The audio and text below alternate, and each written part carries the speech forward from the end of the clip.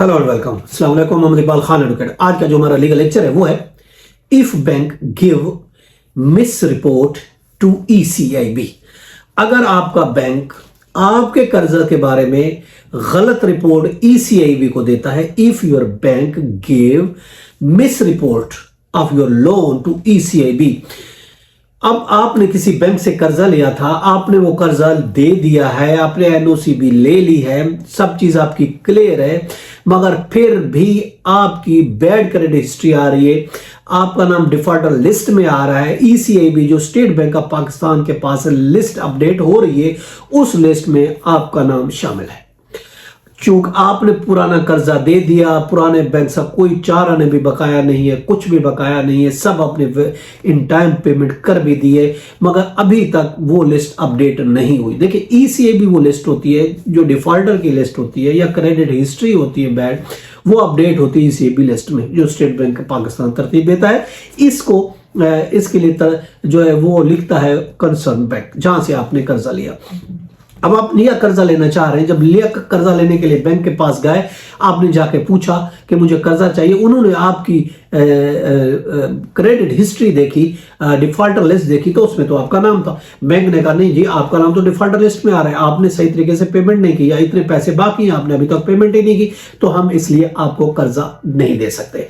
चूंकि आपका नाम ऑलरेडी मौजूद है। वो कहते हैं नहीं जी, मैंने तो पेमेंट कर दी है, मैंने तो सारा कर्जा भी दे दिया है, फ्रॉम बैंक से मैंने पैसे लिए थे, कर्जा लिया था, मगर ये तो मैंने पेमेंट कर दिया, अब तो मेरे पास कुछ बकाया भी नहीं है। ये देखें, ये क्लियरेंस सर्टिफिकेट है, ये नो ऑब्जेक्शन है, ये सब चीज मैंने सारे का सारा जो भी मेरा जिम्मे मेरे कर्जा था, पेमेंट थी, वो सारी मैंने कर दिया, अब इसका कोई बकाया नहीं है, तो इसलिए आप मुझे कर्जा दे। वो कहते हैं नहीं, लिस्ट में तो यही आ रहा है कि आपने कर्जा देना है, तो या तो लिस्ट को ठीक करा के लाओ। तो आपके पास क्या ऑप्शन बनता है? तो ऑफ कोर्स आप उस बैंक के पास भी गए थे, उस बैंक को बोला भी था देखिए मैंने कर्ज दे दिया है, इसके बावजूद आप मेरी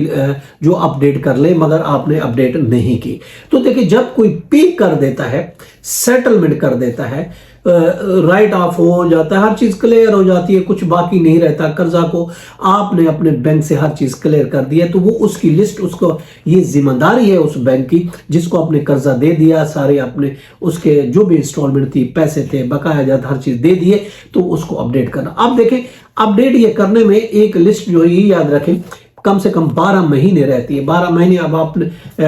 कर्जा आपने क्लियर कर दिया था, तो अब आप दूसरी जब लिस्ट आपकी जाएगी अपडेट होने में, कम से कम उसमें 12 महीने यानी 1 साल लगता है अपडेट होने में, हिस्ट्री अपडेट होने में, जो कि state bank of Pakistan ECB list को वो करता है, मेंटेन रखता है। अगर कोई देखे देर से शट ऑफ करता है या लेट ओवर ड्यू होता है या फिर कोई डिफॉल्ट होता है और देर से ये सब चीजें वो पेमेंट करता है, सेटल करता है, तो साफ ज़ाहिर है नई लिस्ट अपडेट होने में 1 साल लगता है। इधर से पे की और उधर आप दूसरे बैंक में चले गए कि मुझे तो कर्जा दो, अब वो कहते हैं नहीं, आपका तो नाम इसी लिस्ट में। देखें, ईसीबी लिस्ट को अपडेट होने में, याद रखें, जो सीए रिपोर्ट है उसको अपडेट होने में 1 साल लग जाता है। 1 साल के बाद अगर आपका नाम उसमें शामिल था, कर्ज दहिंदगान में शामिल था, बारोअर में शामिल था, आपकी बैड हिस्ट्री थी, या फिर आपने कर्ज वापस नहीं किया था, तो उसको अपडेट होने में 1 साल लगता है। 1 साल के बाद वो जो है अपडेट होती है। और अगर आप देखें, अगर कोई आपने कहा जी मुझे तो 2 साल का अरसा हो गया कि मैंने कर्जा तो दे दिया, 2 साल पहले मैंने कर्जा दे दिया था, ये मेरे पास क्लियरेंस सर्टिफिकेट है, ये मेरे पास प्रूफ है, कोई अभी तक कोई एक साथ बाकी नहीं है, कोई इंस्टॉलमेंट नहीं है, कोई कर्जा बाकी नहीं है, कुछ भी नहीं है, तो ये तो गलत बात है। देखिए, मैंने तो दे दिया था, मेरे पास एनओसी भी है, क्लियरेंस सर्टिफिकेट भी है। अगर देखे बैंक जिसको आपने कर्जा दे दिया था और वो कर्जा देने के बावजूद भी आपकी नाम सीआईआर लिस्ट में, डिफॉल्टर लिस्ट में अपडेट नहीं करता, तो ये कसूर हुआ बैंक का, आपका नहीं हुआ। ये बात दुरुस्त है कि 1 साल लगता है अपडेट होने में, मगर अरसा अब इतना ज्यादा हो गया, आपने तो अर्जेंटली तौर पे ऑनलाइन अपडेट कराया था कि मेरी जो स्टेटस अपडेट कर दो, चूंकि मैंने कर्जा दे दिया, ताकि मैं फिर बाद में किसी और बैंक से कहीं से भी कर्जा लेने के लिए अहल हो जाऊं। अब बैंक ने,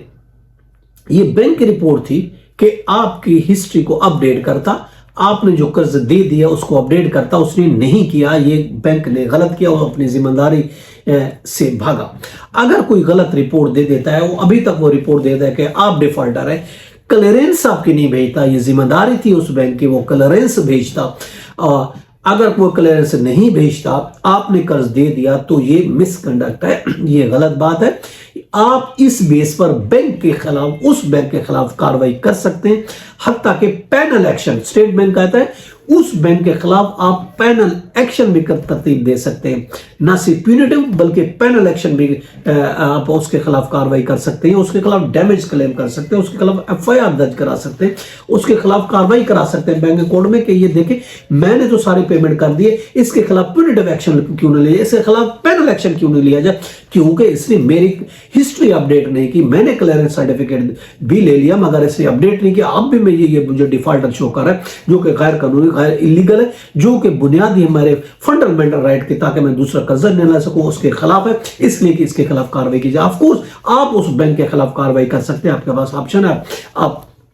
कोर्ट में जाए, आप बैंक के कोर्ट में जाए, उस बैंक के खिलाफ आप कार्रवाई करें, क्योंकि उसने अपडेट नहीं किया, आपका स्टेटस अपडेट नहीं किया, आपने सब चीज क्लियर कर दी थी, क्लियर करने के बावजूद भी आपका नाम डिफॉल्टर लिस्ट में क्यों आ रहा है, गलत आ रहा है ना, तो ये उसकी जिम्मेदारी थी उसको अपडेट करना, अब उसने क्लियरेंस नहीं दी तो आपका नाम अभी तक शो हो रहा है, जो आप अभी तक इस बेस पर कर्जा नहीं ले सकते, चूंकि ये गलत है, जब आपने सब चीज दी थी तो आपका नाम क्लियर होना चाहिए, अगर नहीं हुआ तो आपके पास ऑप्शन है कि आप उस बैंक के खिलाफ कार्रवाई कर सकते हैं। ये था आज के लीगल लेक्चर, इसके साथ इजाजत कर फिर मिलेंगे। Have a nice day, Allah Hafiz.